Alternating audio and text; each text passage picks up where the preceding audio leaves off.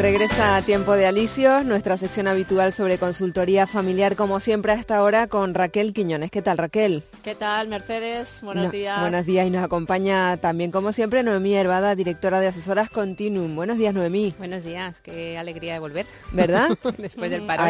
Sí, este parón navideño que se nos hizo largo, porque nos gusta estar aquí cada sábado y acompañar a nuestros oyentes, la verdad que sí.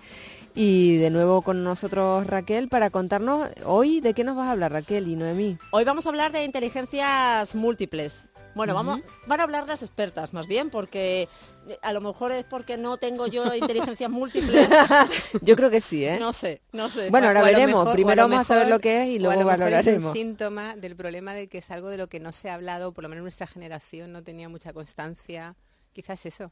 No es que no las tengas, es que no sabes. Es que no sabes que las tienes. No tengo ese ha sido el problema. Al final de la sección evaluaremos. Noemí nos puede orientar así de primeras, ¿no? Pues sí, Noemí Hervada, ¿qué es las inteligencias múltiples? Hemos hablado en muchos programas, hemos tocado este tema de refilón, cuando hablamos sobre todo del sistema educativo de niños que tienen más capacidades o menos, que siempre decimos, bueno, ¿comparado con qué, no? Una vez yo os comenté de esta viñeta que se hizo muy famosa en las redes sociales, sobre todo, es que se ve a muchos animales, pues hay un león, un elefante, una gacela, un pájaro, un pingüino, lo que sea, ¿no? Y un mono. Entonces la prueba es saber quién trepa antes al árbol.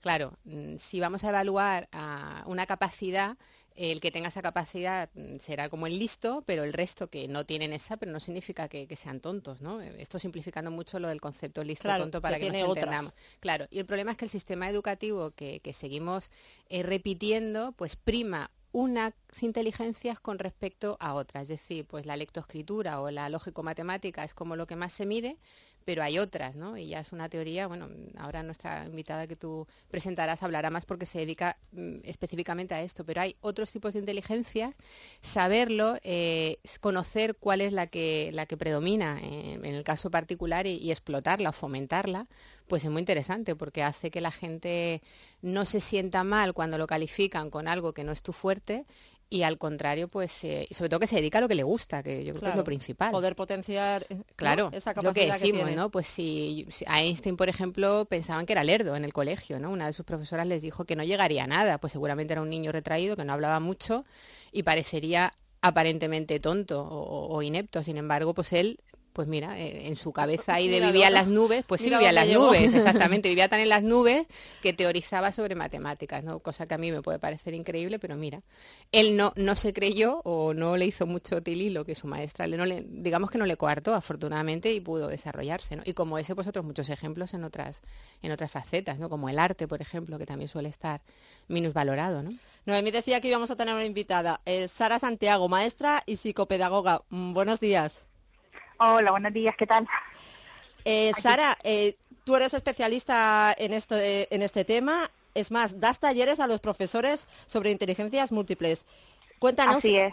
¿de qué se trata cuando hablamos de inteligencias múltiples? Pues como bien habéis dicho, pues es una manera diferente de ver no solo al niño, sino a la persona, ver el potencial de cada uno. Howard Gardner, cuando desarrolló esta teoría, él ya pensaba que había distintos tipos de mentes, y a través del desarrollo de la teoría, pues evidentemente se corroboró que sí, que desterró dos mitos, básicamente. Por un lado, el mito de que la inteligencia ligada a algo es estático e inamovible y que no se puede desarrollar, y por otro lado, y lo más importante, lo que afecta más al ámbito académico, a la inteligencia ligada a aquello que es lingüístico o lógico-matemático, es decir, a la excelencia académica en esos dos ámbitos.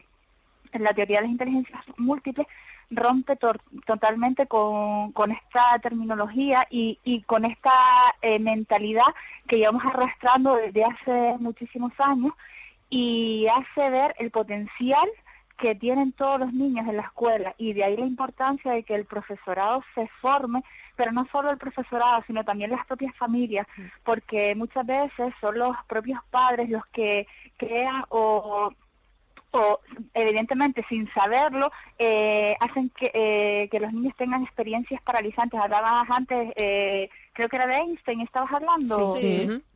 Vale, pues Einstein su padre le regaló con 5 años una brújula, y eso hizo que descubriera el mundo del universo y para él fue una experiencia cristalizadora. En cambio, hay otras experiencias que son paralizantes y hacen que no se desarrolle ese potencial, como por ejemplo lo que pasa muchas veces en las escuelas, que un niño le enseña a su maestra infantil su última producción y porque está un poco salido el color por fuera o se la tacha o se la borra, y eso hace pues que el niño no siga a lo mejor desarrollando un potencial más cinético corporal o visoespacial que tenía desarrollado por esa experiencia. De ahí la importancia de la formación. Yo siempre lo digo, es que no solo la formación a nivel inicial en las universidades, sino los profesores que estamos en activo, tenemos que estar formándonos continuamente y descubrir la educación y las nuevas metodologías, que no son nuevas porque la teoría de las inteligencias múltiples, Howard Gardner empezó a trabajar con ella en el año 76, lo que pasa que ahora en estos últimos años es cuando está llegando a España, pues seguir desarrollando por ahí la formación, y eso es lo que hacemos en nuestros talleres. Y los enfocamos desde la propia teoría, es decir, dentro del taller no se da una formación teórica en la que el profesor nos escucha y simplemente toma sus apuntes, sino que intentamos desarrollar las propias potencialidades de la persona que nos está escuchando a través de las 8 inteligencias. Pero, Sara, un ejemplo para que podamos entenderlo. Vale, un ejemplo te pongo. El taller está diseñado para que cada una de las temáticas se abarquen o se enfoquen desde una inteligencia diferente, es decir, hay un bloque que lo trabajamos desde la inteligencia musical, hay otro bloque que lo trabajamos desde la inteligencia cinético-corporal, y así con todos los bloques que tienen que ver con la teoría. De esta manera, no estamos introduciendo de manera implícita la teoría, sino que estamos atendiendo a la diversidad de las personas que nos están escuchando, porque no todo el mundo le entra la información de manera visual o auditiva. Tenemos que entender, y eso tiene que pasar también en la escuela, a la diversidad de los niños. Lo que pasa, de ahí, sí. Dime. No, digo que complicado. En la escuela lo que veo yo complicado es que en una clase, por ejemplo, de 27 niños, el profesor cómo puede identificar, ¿no? Claro, cada ¿cómo caso. te organiza? Mira, es muy sencillo. Vamos a ver, imagínate programación, una unidad didáctica. Estamos acostumbrados a que esas programaciones que hagan los maestros suelen siempre enfocadas a que el niño desarrolle la inteligencia lingüística o lingüístico-verbal o lógico-matemática. ¿Por qué? Porque todas las actividades que el maestro diseña son o de escribir, o de leer, o de resumir, o de resolver problemas matemáticos. En cambio, si utilizamos el enfoque de la teoría de las inteligencias múltiples, pues esas 10 actividades que tengo planificadas para mi programación, para mi unidad didáctica, en vez de que sean pues todas lingüístico-verbales o lógico-matemáticas, pues tengo en cuenta y meto alguna actividad que tenga que ver con el tema, pues que atienda a la inteligencia musical o a la inteligencia cinético-corporal. ¿Cuál es la inteligencia cinético-corporal? Sí, que la musical la intuimos, pero la... Vale, mira, te cuento. Si quieres te digo un poquito de cada una. Sí. Y así ya... Nos hacemos una idea, sí. Yo, me dejas solo, Merce, hacerte una pregunta para que pienses mientras Sara habla. ¿Tú recuerdas de pequeña jugabas a la comba o a la goma? Claro, me encantaba. ¿Serías capaz de, no sé, 20 años después o menos, que tú eres joven, recordar alguna de esas canciones que memorizabas al Claro, cantar? Cleo, exactamente, pues ahora escucha a Sara. Vale. Mira, la inteligencia, empiezo por la musical, pues en resumidas cuentas, ¿vale? No te porque evidentemente la definición es mucho más amplia y más potente, pero para que os hagáis una idea, la inteligencia musical pues hace que la persona o el niño tenga una habilidad para aprender todo lo relacionado con la música, no solo los ritmos y los tonos, sino también recordar o componer melodías. Vale, a todo esto decirles también que la propia teoría no deja la definición solo en la parte en la que la persona puede tener ese potencial o ese talento, sino que también está localizada en una parte del cerebro, de ahí la importancia de la propia teoría, que la conecta con la neurociencia. Vale, por ejemplo, la inteligencia musical, pues está localizada en el hemisferio derecho. Vale, entonces a partir de ahí ya podemos trabajar. Luego la inteligencia cinético-corporal es la capacidad para resolver problemas o para elaborar productos empleando el cuerpo o parte del mismo. Los bailarines, los atletas, por ejemplo, los cirujanos, son aquellos niños que en la escuela pues necesitan movimiento y que aprenden a través del cuerpo, aprenden tocando. Y muchas veces el profesor no es consciente y en vez de ayudarlo lo que le dice es estate quieto, no te muevas. O les dan pastillas para relajarles, que aquí también lo hemos oído alguna vez. Claro, los medican porque son niños muy movidos cuando inquietos. Realmente les estás coartando su capacidad de explorar el mundo. Sí, y esta inteligencia está localizada en la corteza motora. Luego tenemos la inteligencia lógico-matemática, ¿vale? Que es más deducible, pues el proceso de solución de problemas y permite usar la deducción, la observación, patrones. La potencialidad de esta inteligencia no es solo la parte matemática, la fortaleza es la parte de la lógica, resolver problemas de manera lógica, clasificar, reducir, calcular, relacionar, todo este tipo de cuestiones. La inteligencia lingüístico-verbal, pues la habilidad para utilizar el lenguaje oral y escrito de manera muy competente. La inteligencia espacial es la habilidad para percibir y manipular la información visual y espacial, la visualización a través de la realidad, es decir, son aquellos niños que aprenden a través de las imágenes, son aquellos niños que son capaces de visualizar actividades súper potentes, pues a lo mejor cuando estás viendo el aparato digestivo, en vez de enseñarles la imagen del aparato digestivo, que se aprendan de memoria lo que pone el libro de texto, pues que visualicen, que se imaginen que son el alimento que entra por la boca, que baja por la garganta, etcétera, y a través de esa visualización pues integran mejor el aprendizaje y el contenido. Bueno, y luego tenemos, dime. No, sí. Tenemos luego la inteligencia interpersonal, pues es la capacidad que tenemos para relacionarnos con otras personas, para tener empatía, un liderazgo positivo.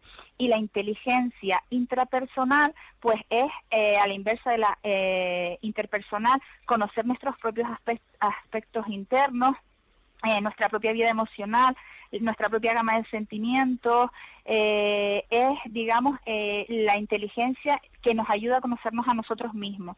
Y luego, por último, la última es la naturalista, y queda siempre la última porque fue una de las últimas que se incorporó a la teoría, y es la capacidad para conectarse con el mundo natural y convivir pues con los animales, los vegetales. Son aquellos niños pues que ven una mosca y se quedan pues anonadados observándola, o ven como el proceso de un camino de hormigas siguiendo y llevando su alimento a la madriguera. Sara, claro, nosotros no podemos, como padres, no podemos controlar lo del colegio. Bueno, podemos animar, pero no podemos controlar. Pero en casa, ¿qué podemos hacer? En casa podemos hacer muchísimas cosas. En primer lugar, observar a nuestros niños y ver, pues eso, cuáles son las habilidades que van desarrollando y esos talentos que cualquier padre pues puede ver en sus hijos. Yo, por ejemplo, tengo 2 niños pequeños y ya veo que mi hijo es muy cinético corporal, que él aprende a través del contacto, le gusta tocarlo todo, le gusta el movimiento. Necesita para explorar y para aprender tocar, y en cambio mi hija, que es un año mayor que él, pues es muy lingüístico verbal y le gusta observar, y yo veo que ella va aprendiendo más a través pues eso de la lectoescritura. Entonces los padres, ¿qué pueden hacer? Pues a través de los canales por los que nuestros hijos aprenden, a partir de ahí darles las herramientas para que puedan desarrollar el resto de las inteligencias. Evidentemente, en la escuela lo que va a pasar, pues es lo que te comenté antes, que siempre se va a ver se va a ir desarrollando desde la inteligencia lingüístico-verbal y la lógico-matemática. Los padres en casa lo que podemos hacer es compensar lo que trabaja en la escuela, pues con los conocimientos que tengamos o leyendo mucho. Yo siempre que hago talleres lo que digo, pues eso, que intenten leer un poco, y si no son padres a los que les gusta leer, pues un vídeo, hay miles de vídeos en internet, muchísima información y cada vez más acerca de la teoría de las inteligencias múltiples, y muchas estrategias y muchas actividades que podemos ir desarrollando para trabajar con los niños en casa. Esto no quiere decir que tengamos que ser unos super padres y estar súper atentos y ahora tengo que inventarme miles de actividades para potenciar.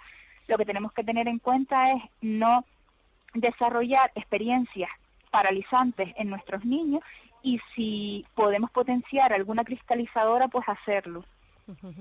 Y luego también yo creo que como padres, si en el colegio al que nuestros hijos van, y no todos tenemos la posibilidad de escoger el colegio ideal para nosotros, yo creo que las asociaciones de padres, por ejemplo, las AMPAs también pueden hacer muchas cosas como a nivel, digamos, de grupo. Es decir, muchas veces las AMPAs proponen talleres o actividades al propio colegio. De hecho, el colegio tiene que tener representación, si no me equivoco, de los padres. ¿Por qué no proponerle al centro, por ejemplo, pues un taller, ¿no? Como los que organiza Sara? Yo creo que sería interesante tanto para los docentes como para los propios padres, ¿no? Que se conozca esto, porque... Sí, nosotros siempre lo que decimos que lo que funciona es el efecto contagio. Claro. Ver a un colegio pues que está ilusionado, entusiasmado con esta teoría y que apuesta por este modelo educativo, por este modelo que es maravilloso, porque lo que hace es potenciar la autoestima y potenciar en positivo a todos los niños, y con esta teoría todos los niños se sienten inteligentes. Sara, y eso es lo importante. Se habla mucho de la inteligencia emocional. ¿Esto es para un grupo de niños o para todo el mundo? No te oí, se me entrecortó, perdona. Sobre la inteligencia emocional, que siempre estamos hablando de la inteligencia emocional, que si tú tienes inteligencia emocional, otro no tiene.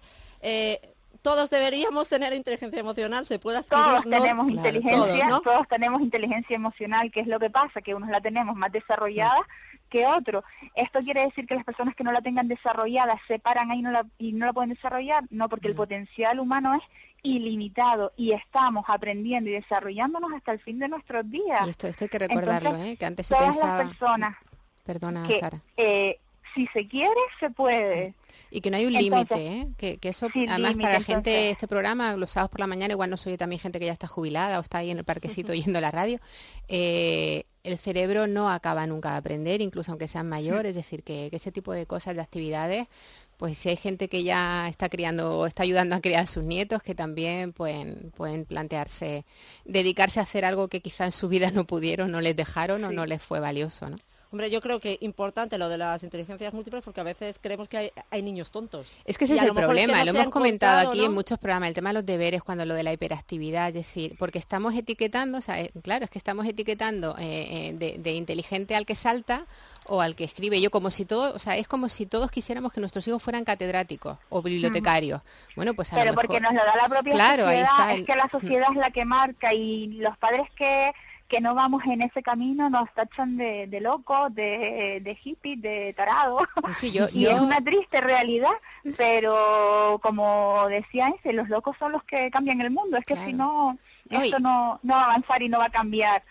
Yo tengo la prueba de que yo hago formación para mujeres, ¿no? Y es curioso que formo asesoras continuas, son asesoras de maternidad, y el perfil de personas que me llegan son personas que tienen sus propias profesiones, creo que lo comenté alguna vez.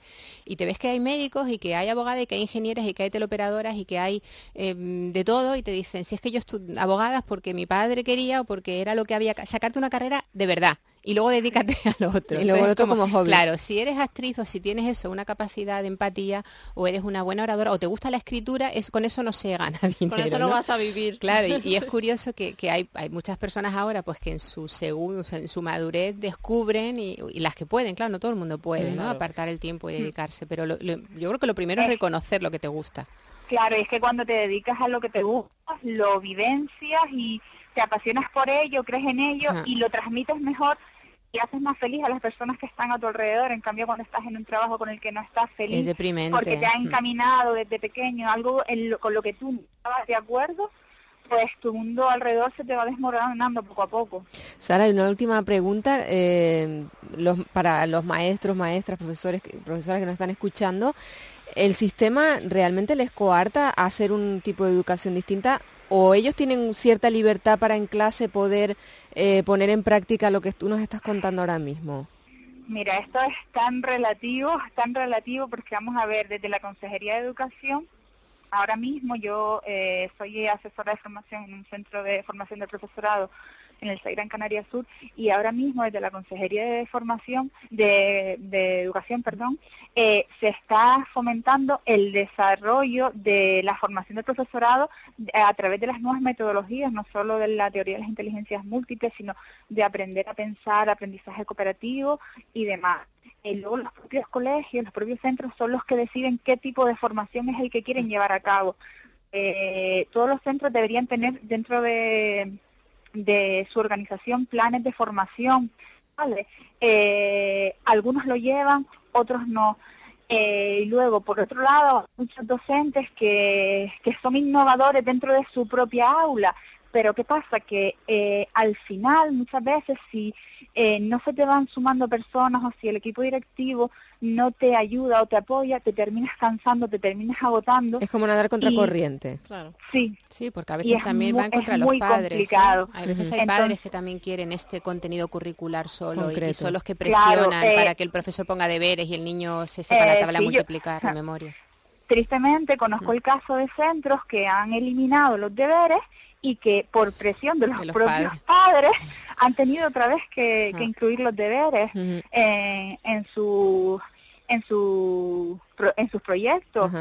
Bueno, pues un granito de arena, que esperemos que seguiría hablando. Que vaya. Si te parece, volvemos a llamarte. La sección es cada 2 sábados. Yo encantada porque es que me apasiona. Yo descubrí la teoría de las inteligencias múltiples hace 5 años a través de una formación con Mar Romera, y a partir de ahí no he dejado de estudiar y de investigar. Bueno, pues siempre hay tiempo para... Estoy más enamorada de esta teoría y cada vez creo más que este es el camino para poner mi granito de arena. Pues volveremos a hablar. Y quienes tenemos hijos que les educan o que en los centros donde van siguen esto, podemos manifestar, Sara, que es un lujo que tu hijo te diga, hoy toca cole otra vez, o no se quiere ir, ¿no? En contraposición con las noticias que hemos visto esta semana, ¿no? De niños que llegan a sufrir realmente por ir al colegio. Pues seguiremos hablando de este asunto desde luego porque queda mucho por contar. Sara Santiago, maestra y psicopedagoga, gracias por haber estado con nosotros y volveremos a hablar contigo. Un abrazo muy fuerte. Ustedes. Muchas gracias. Y a ti, Noemí Hervada, directora de Horas Continuum, gracias también. A vosotros, y bienvenida siempre. de nuevo y volveremos a hablar en 2 semanas. Sí. Y a ti, Raquel, te escuchamos en un momentito en las noticias y en todo lo que tiene que ver con los informativos, como siempre. Gracias, Raquel. Y en 2 semanas aquí de nuevo, en este formato de sección. Un abrazo, luego. Raquel. Mercedes Martín, Tiempo de Alicia. I can hear her heart